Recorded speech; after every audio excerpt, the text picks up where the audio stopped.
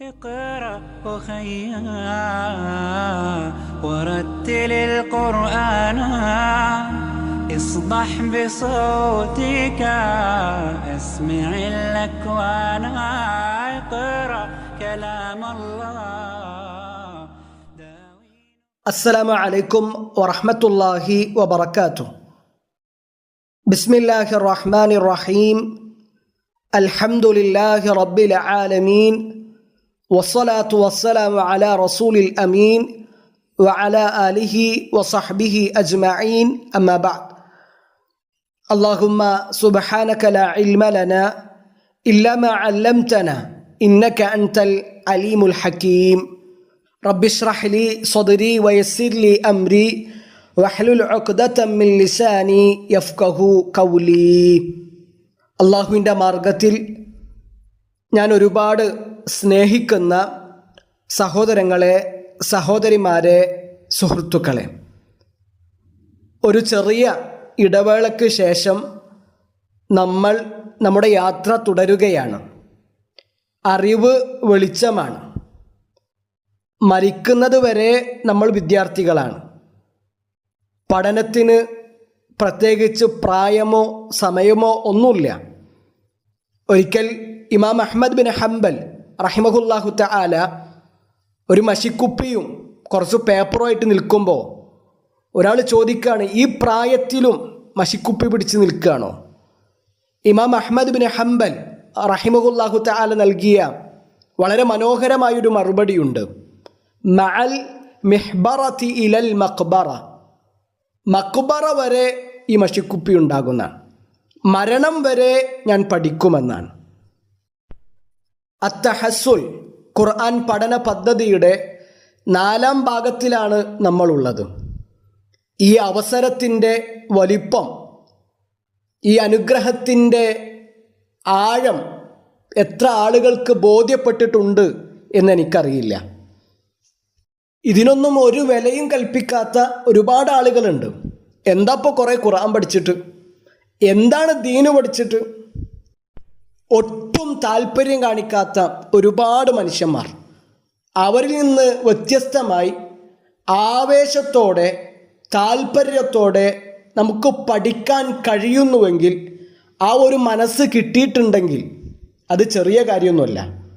അള്ളാഹുവിൻ്റെ റസൂൽ സല്ലല്ലാഹു അലൈഹി വസല്ലം പറഞ്ഞു, ഖൈറുക്കും മൻ തഅല്ലമൽ ഖുർആന വഅല്ലമഹു, നിങ്ങളിൽ ഏറ്റവും ഉത്തമൻ ഖുർആൻ പഠിക്കുകയും പഠിപ്പിക്കുകയും ചെയ്യുന്നവനാണ്. അതുകൊണ്ട് നമ്മൾ ഏറ്റെടുത്തിരിക്കുന്ന ജോലി, നമ്മുടെ ദൗത്യം ചെറുതൊന്നുമല്ല എന്ന് തിരിച്ചറിയുക. ഈ വൈജ്ഞാനിക യാത്രയിൽ നമ്മുടെ കൂടെയുള്ളത് വിശുദ്ധ ഖുർആൻ 18ാം അധ്യായം സൂറത്തുൽ കഹ്ഫാൻ. ഈ അധ്യായം അവസാനിക്കുമ്പോഴേക്കും ഒരിക്കലും മുറിച്ചു മാറ്റാനാകാത്ത ഒരു ആത്മബന്ധം ഈ സൂറത്തുമായി നമുക്ക് ഓരോരുത്തർക്കും ഉണ്ടാകണം. 110 ആയത്തുകളാണ് സൂറത്തുൽ കഹ്ഫിലുള്ളത്.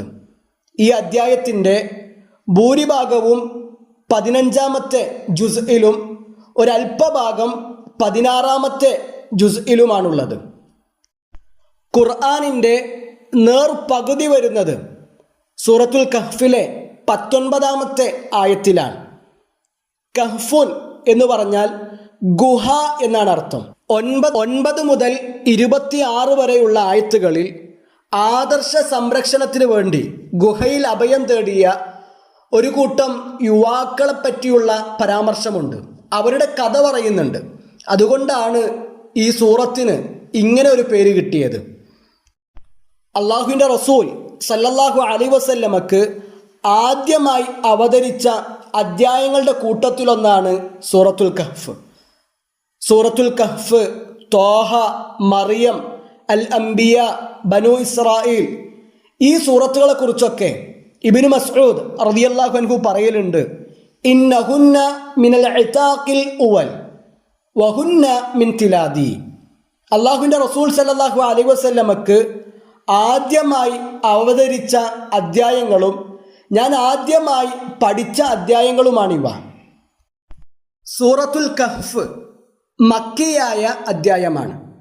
എന്താണ് മക്കിയായ അധ്യായം, മദനിയായ അധ്യായമെന്ന് കഴിഞ്ഞ ഭാഗങ്ങളിൽ ഒരല്പം വിശദമായി തന്നെ നമ്മൾ സംസാരിച്ചിരുന്നു. അതൊന്നുകൂടെ ഓർമ്മപ്പെടുത്താൻ, മക്കിയായ അദ്ധ്യായം എന്ന് പറഞ്ഞാൽ മാ നസല ഖബ്ല ഹിജ്റത്തി റസൂലി സല്ലല്ലാഹു അലൈഹി വസല്ലം, നബി സല്ലല്ലാഹു അലൈഹി വസല്ലമ മദീനയിലേക്ക് ഹിജ്റ പോരുന്നതിന് മുമ്പ് അവതരിച്ച അദ്ധ്യായങ്ങളാണ്. മദനിയായ സൂറത്തുകൾ എന്ന് പറഞ്ഞാൽ മാ നസല ബഅദ ഹിജ്റത്തി റസൂലി സല്ലല്ലാഹു അലൈഹി വസല്ലം, നബി സല്ലല്ലാഹു അലൈഹി വസല്ലമ മദീനയിലേക്ക് ഹിജ്റ പോന്നതിന് ശേഷം അവതരിച്ചവയുമാണ്. ഇനി ഒരു സൂറത്ത് മദനിയാണെന്ന് പറഞ്ഞാൽ അത് മദീനയിൽ വെച്ച് അവതരിച്ചതാകണമെന്നില്ല. ഇപ്പോൾ ഒരു ഉദാഹരണത്തിന് വിശുദ്ധ ഖുർആൻ 5-ാം അധ്യായം സൂറത്തുൽ മാഇദ, അതിലെ 3-ാമത്തെ ആയത്ത് അൽ യൗമ അക്മൽതു ലക്കും ദീനക്കും വഅത്മംതു അലൈക്കും നിഅമതി വറദീതു ലക്കുമുൽ ഇസ്ലാമ ദീന, അത് മക്കയിൽ വെച്ച് അവതരിച്ചതാണ്. റസൂലുള്ളാഹി സ്വല്ലല്ലാഹു അലൈഹി വസല്ലമ അറഫയിൽ നിൽക്കുന്ന സമയത്താണ്. പക്ഷേ റസൂലുള്ളാഹി സ്വല്ലല്ലാഹു അലൈഹി വസല്ലമയുടെ ഹിജ്റയ്ക്ക് ശേഷം അവതരിച്ചത് കൊണ്ട് അതിനെ മദനിയായിട്ടാണ് പരിഗണിക്കുക. അപ്പോൾ ഇവിടെ നമ്മൾ നോട്ട് ചെയ്യേണ്ട ഒരു പോയിന്റ്, ഒരു അദ്ധ്യായം അല്ലെങ്കിൽ ഒരു ആയത്ത് മദനിയാണെന്ന് പറഞ്ഞാൽ അത് മദീനയിൽ വെച്ച് അവതരിച്ചതാകണമെന്നില്ല. മറിച്ച് അത് റസൂലുള്ളാഹി സ്വല്ലല്ലാഹു അലൈഹി വസല്ലമയുടെ ഹിജ്റയ്ക്ക് ശേഷം അവതരിച്ചതാണ്. ഇനി ഇബ്നു ഉസൈമീൻ റഹിമഹുല്ലാഹു തആല പറയുന്നുണ്ട്, സൂറത്തുൽ കഹ്ഫ് മക്കിയായ അധ്യായമാണ്. എന്നാൽ ചില മുഫസ്സിറുകൾ സൂറത്തുൽ കഹ്ഫിലെ ചില ആയത്തുകൾ മദനിയാണെന്ന് പറഞ്ഞിട്ടുണ്ട്. പക്ഷെ അങ്ങനെ പറയാൻ തെളിവ് വേണം. കാരണം ഒരു സൂറത്ത് മക്കിയാണെന്ന് പറഞ്ഞാൽ അതിലെ മുഴുവൻ ആയത്തുകളും മക്കിയാണ്. അതാണ് അടിസ്ഥാനം. ഇനി ഒരാൾ അതിലെ കുറച്ച് ആയത്തുകൾ മദനിയാണെന്ന് പറയുകയാണെങ്കിൽ അതിനാണ് തെളിവ് ആവശ്യമുള്ളത്. ഒരു സൂറത്ത് മദനിയാണെങ്കിൽ അതിലെ മുഴുവൻ ആയത്തുകളും മദനിയാണ്. അതിലെ കുറച്ച് ആയത്തുകൾ ഒഴിവാക്കണം. കുറച്ച് ആയത്തുകൾ മക്കിയാണെന്ന് പറയണമെങ്കിൽ അതിന് തെളിവ് വേണം. ഇത് നമ്മൾ മനസ്സിലാക്കേണ്ട വേറൊരു അടിസ്ഥാനമാണ്. ഇനി നമ്മൾ സൂറത്തുൽ കഹ്ഫിൻ്റെ മറ്റൊരു വശത്തേക്കാണ് പോകുന്നത്. നമ്മളൊക്കെ ഒരുപാട് കാലം പഠിക്കണമെന്ന് ആഗ്രഹിച്ച നമുക്ക് സുപരിചിതമായ ഒരു അധ്യായമാണ് സൂറത്തുൽ കഹ്ഫ്. എല്ലാ വെള്ളിയാഴ്ചയും നമ്മൾ ഓതലുണ്ട്. അള്ളാഹുവിൻ്റെ റസൂൽ സല്ലല്ലാഹു അലൈഹി വസല്ലം പറഞ്ഞു, മൻ ഖറഅ സൂറത്തുൽ കഹ്ഫി യൗമൽ ജുമഅത്തി അദാഅ ലഹു മിനൻ നൂരി മാ ബൈനൽ ജുമഅത്തൈൻ, ആരെങ്കിലും വെള്ളിയാഴ്ച സൂറത്തുൽ കഹ്ഫ് ഓതിയാൽ അത് അടുത്ത വെള്ളിയാഴ്ച വരെയുള്ള പ്രകാശമാണെന്ന്. ഒരു 20 മിനിറ്റ് 25 മിനിറ്റ് മതി ഈ 110 ആയത്തുകൾ ഓതാൻ, സൂറത്തുൽ കഹ്ഫ് പാരായണം ചെയ്യാൻ. അത് ഓതിയാൽ 2 വെള്ളിയാഴ്ചകൾക്കിടയിലുള്ള പ്രകാശമാണതെന്നാണ് റസൂലുള്ളാഹി സ്വല്ലല്ലാഹു അലൈഹി വസല്ലം പറഞ്ഞിട്ടുള്ളത്. ഇബ്നു ഉസൈമീൻ റഹിമഹുല്ലാഹു തആല പറയുന്നുണ്ട്, എല്ലാ വെള്ളിയാഴ്ചയും പതിവായിക്കൊണ്ട് സൂറത്തുൽ കഹ്ഫ് ഓതൽ സുന്നത്താണ്. ഇവിടെ നമുക്ക് സ്വാഭാവികമായിട്ട് ഉണ്ടാകുന്ന ഒരു സംശയമാണ്, എപ്പോഴാണ് സൂറത്തുൽ കഹ്ഫ് ഓതേണ്ടത്? ഷെയ്ഖ് അസീസ് ഫർഹാൻ അൽ അനസി ഹഫിദുല്ലാഹ് പറയുന്നു, ഒരാൾക്ക് വെള്ളിയാഴ്ച രാവിലും അല്ലെങ്കിൽ ജുമഅ ദിവസം പകലും സൂറത്തുൽ കഹ്ഫ് ഓതാവുന്നതാണ്. 2 ഹദീസിൽ വന്നിട്ടുണ്ട്. അപ്പോൾ നമ്മൾ നേരത്തെ സൂചിപ്പിച്ച ഹദീസ് എന്താ അവിടെ പറഞ്ഞത്? മൻ ഖറഅ സൂറത്തുൽ കഹ്ഫി യൗമൽ ജുമഅ, അവിടെ യൗമൽ ജുമഅ എന്നാ വന്നിട്ടുള്ളത്, വെള്ളിയാഴ്ച ദിവസം. അപ്പോൾ പകലോതാം. ഇനി വെള്ളിയാഴ്ച രാവിൽ അഥവാ വ്യാഴാഴ്ച രാത്രി ഓതാൻ പറ്റുമോ? പറ്റും. സഹീഹായ ഹദീസിൽ വന്നിട്ടുണ്ട്, മൻ ഖറഅ സൂറത്തുൽ കഹ്ഫി ലൈലത്തുൽ ജുമഅത്തി, അവിടെ ലൈലത്തുൽ ജുമഅ വെള്ളിയാഴ്ച രാവ്, വ്യാഴാഴ്ച രാത്രി എന്നാണ്. എന്നിട്ട് ഷെയ്ഖ് പറയാണ്, ഒരാൾ ജുമഅ നമസ്കാരത്തിന് മുമ്പായിട്ട് ഓതിയാൽ അതാണ് ഉത്തമം. ഇനി അപ്പോൾ ഓതാൻ കഴിഞ്ഞില്ല എങ്കിൽ ജുമഅ നമസ്കാരത്തിന് ശേഷവും അയാൾക്ക് ഓതാവുന്നതാണ്. വെള്ളിയാഴ്ച സൂര്യൻ അസ്തമിക്കുന്നതോടു കൂടിയാണ് സൂറത്തുൽ കഹ്ഫ് ഓതേണ്ട സമയം അവസാനിക്കുന്നത്. ഇബ്നു ഉസൈമീൻ റഹിമഹുല്ലാഹു തആല പറയുന്നുണ്ട്, ഒരു ദിവസം എന്ന് പറഞ്ഞാൽ സൂര്യൻ ഉദിച്ചത് മുതൽ അവസാനിക്കുന്നത് വരെയാണ്. അപ്പോൾ ഒരാൾ ജുമഅക്ക് ശേഷം സൂറത്തുൽ കഹ്ഫ് ഓതിയാലും വെള്ളിയാഴ്ച കഹ്ഫ് ഓതിയ കൂലി അയാൾക്കുണ്ട് എന്നാണ്. ഇവിടെ ജുമാ നമസ്കാരത്തോടു കൂടി സൂറത്തുൽ കഹ്ഫ് ഓതേണ്ട സമയം തീർന്നു എന്ന തെറ്റായ ധാരണ ചിലർക്കെങ്കിലും ഉണ്ട്. എന്നാൽ വ്യാഴാഴ്ച സൂര്യൻ അസ്തമിച്ചത് മുതൽ വെള്ളിയാഴ്ച സൂര്യൻ അസ്തമിക്കുന്നത് വരെയാണ് സൂറത്തുൽ കഹ്ഫ് ഓതേണ്ട സമയം. ഇനി എങ്ങനെ ഓതേണ്ടത്? അത് ഹിഫ്ളിൽ നിന്നോ ഖുർആൻ നോക്കിയിട്ടോ എങ്ങനെ ഓതാം? ഇബ്നു ഉസൈമീൻ റഹിമഹുല്ലാഹ് പറയുന്നുണ്ട്, ഒരാൾ സൂറത്തുൽ കഹ്ഫ് ഹിഫ്ളാക്കി ഓതി, വേറൊരാൾ ഖുർആൻ നോക്കി ഓതി, രണ്ടും തമ്മിൽ വ്യത്യാസമൊന്നുമില്ല എന്നാണ്. ഒരാൾക്ക് ഏറ്റവും നല്ലത് ഏതാണ്? ഒരാൾ ഖുർആൻ നോക്കി ഓതുമ്പോഴാണ് കൂടുതൽ ഭക്തി കിട്ടുന്നത്, മനസ്സാന്നിധ്യമുള്ളത് എങ്കിൽ അയാൾക്ക് അങ്ങനെ ചെയ്യാം. വേറൊരാൾക്ക് ഹിഫ്ളിൽ നിന്നെടുത്ത് ഓതുമ്പോഴാണ് കൂടുതൽ ഭക്തിയും മനസ്സാന്നിധ്യമൊക്കെ ഉണ്ടാകുന്നത് എങ്കിൽ അയാൾക്ക് അങ്ങനെയും ചെയ്യാവുന്നതാണ്. ഇനി പരീക്ഷണങ്ങളാണ് സൂറത്തുൽ കഹ്ഫിലെ പ്രധാന വിഷയം. ഒരുപാട് പരീക്ഷണങ്ങൾ പല രൂപത്തിലും കോലത്തിലും. ഇപ്പോൾ നിങ്ങൾ ആലോചിച്ച് നോക്കിയേ, അസ്ഹാബുൽ കഹ്ഫ്, ഒരു കൂട്ടം യുവാക്കൾ, അവരെന്തിനാണ് നാട് വിട്ടിറങ്ങിയത്, ഗുഹയിൽ അഭയം തേടിയത്? ഏതെങ്കിലും ഒരു പെണ്ണിനെ പ്രണയിച്ച് അവളെ ഇറക്കിക്കൊണ്ടുവന്ന് അവളേറ്റ് രക്ഷപ്പെട്ടതല്ല. നാട്ടിൽ സാമ്പത്തിക കുറ്റകൃത്യങ്ങളിൽ ഏർപ്പെട്ട് കുടുങ്ങിയിട്ട് ഓടിയതല്ല. ആദർശവുമായിട്ടാണ് അവർ പലായനം ചെയ്തത്. ഭരണാധികാരിയും നാട്ടുകാരും ഒക്കെ ഷിർക്കിലാണ്, പിഴച്ച വിശ്വാസങ്ങളിലാണ്. ഞങ്ങൾ കുടുങ്ങരുത് എന്നതുകൊണ്ട് ആദർശം കൊണ്ട് അവർ ഓടി ഗുഹയിൽ അഭയം തേടി. ആദർശ രംഗത്തുള്ള പരീക്ഷണത്തിൻ്റെ കഥയാണ് അസ്ഹാബുൽ കഹ്ഫ് പറയുന്നത്. രണ്ട് തോട്ടത്തിൻ്റെ ഉടമയുടെ കഥ പറയുന്നുണ്ട്. സമ്പത്തിൻ്റെ മുമ്പിൽ അയാളുടെ കണ്ണ് മഞ്ഞളിച്ചു, അള്ളാഹുവിനെ മറന്നു. സമ്പത്ത് പരീക്ഷണമാണ്. മൂസ നബി അലൈഹിസ്സലാത്തു വസ്സലാമയും ഖിളിർ അലൈഹിസ്സലാമയും നടത്തിയ യാത്ര, അതിലെ സംഭവ ബഹുലമായ രംഗങ്ങൾ, സംഭവങ്ങൾ ഇൽമിലുള്ള പരീക്ഷണമാണ്, അറിവ് പരീക്ഷണമാണ്. ദുൽഖർനൈനിൻ്റെ കഥ പറയുന്നുണ്ട്. അധികാരം, നേതൃത്വം പരീക്ഷണമാണ്. ഇങ്ങനെ ഒരുപാട് പരീക്ഷണങ്ങൾ, വളരെ ആവേശത്തോടെ നമ്മൾ പഠിക്കേണ്ട ഒരുപാട് ഭാഗങ്ങളാണ് സൂറത്തുൽ കഹ്ഫിൽ നമ്മളെ കാത്തിരിക്കുന്നത്. ഈ അധ്യായത്തിലെ ആദ്യ 10 ആയത്തുകളും അവസാന 10 ആയത്തുകളും വളരെ പ്രധാനപ്പെട്ടതാണ്. ഇപ്പോൾ നമ്മൾ ഓരോ നിസ്കാരത്തിലും അഭയം തേടുന്നുണ്ട്.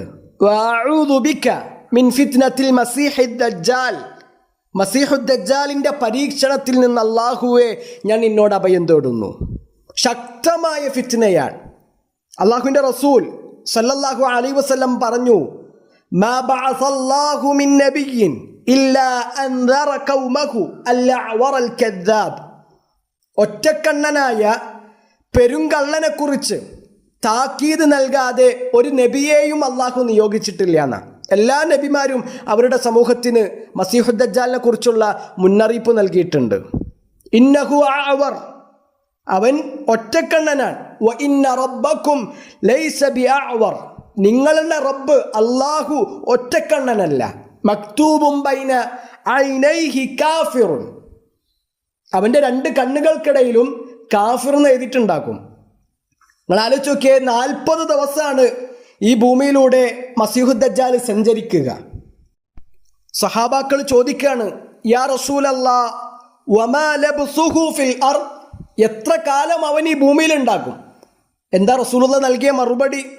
40 യൗമ, 40 ദിവസമാണ്. എന്നിട്ട് പറയാ യൗമുൻ കസനത്തിൻ, അതിലൊരു ദിവസം ഒരു വർഷത്തിൻ്റെ അത്ര ദൈർഘ്യമുള്ളതാണ്. വയൗമുൻ കശഹ്രിൻ, വേറൊരു ദിവസം ഒരു മാസത്തെ അത്ര ഉണ്ടാകും. വയൗമുൻ കജുമഅത്തിൻ, വേറൊരു ദിവസം ഒരാഴ്ചയുടെ അത്ര നീണ്ടതായിരിക്കും. വസായിറു അയ്യാമിഹി കഅയ്യാമിക്കും, ബാക്കിയുള്ള ദിവസങ്ങൾ നിങ്ങളുടെ സാധാരണ ദിവസങ്ങളെ പോലെ തന്നെ ആയിരിക്കും. ആലോചിച്ച് നോക്കുക, ആകാശത്തു നിന്ന് മഴയിറക്കി തരും, ഭൂമിയിൽ നിന്ന് സസ്യങ്ങളെ മുളപ്പിച്ചു തരും. അവൻ്റെ കയ്യിൽ നരകവും സ്വർഗവും ഉണ്ട്. ആരവൻ്റെ സ്വർഗത്തിൽ പ്രവേശിച്ചുവോ അവർ നരകത്തിലാണ്, ആരവൻ്റെ നരകത്തിൽ പ്രവേശിച്ചുവോ അവർ സ്വർഗത്തിലാണ്. എത്ര ഭീകരമായ ഭയാനകമായ പരീക്ഷനാണ്. റസൂലുള്ളാഹി സ്വല്ലല്ലാഹു അലൈഹി വസല്ലം പറഞ്ഞു, ഫമൻ അദ്റകഹു മിൻകും, ആരെങ്കിലും അവനെ കണ്ടുമുട്ടിയാൽ ഫൽയഖറ അലൈഹി ഫവാതിഹ സൂറത്തുൽ കഹ്ഫ്, സൂറത്തുൽ കഹ്ഫിൻ്റെ ആദ്യ ഭാഗങ്ങൾ അവൻ്റെ മേൽ ഓതട്ടെ എന്നാണ്. സുബ്ഹാനല്ലാഹ്, എത്ര ശ്രേഷ്ഠകരമായ ആയത്തുകളാണ് വരാൻ പോകുന്നത്. ആരെങ്കിലും സൂറത്തുൽ കഹ്ഫിലെ ആദ്യ 10 ആയത്തുകൾ പഠിച്ചാൽ ഉസിമ മിനദ് ദജ്ജാൽ, അവൻ ദജ്ജാലിൽ നിന്ന് സംരക്ഷിക്കപ്പെട്ടു എന്നാണ്. ആദ്യ 10 ആയത്തുകൾ മാത്രമല്ല, അവസാനത്തെ 10 ആയത്തുകൾക്കും ഇതേ ശ്രേഷ്ഠത ഉണ്ട്.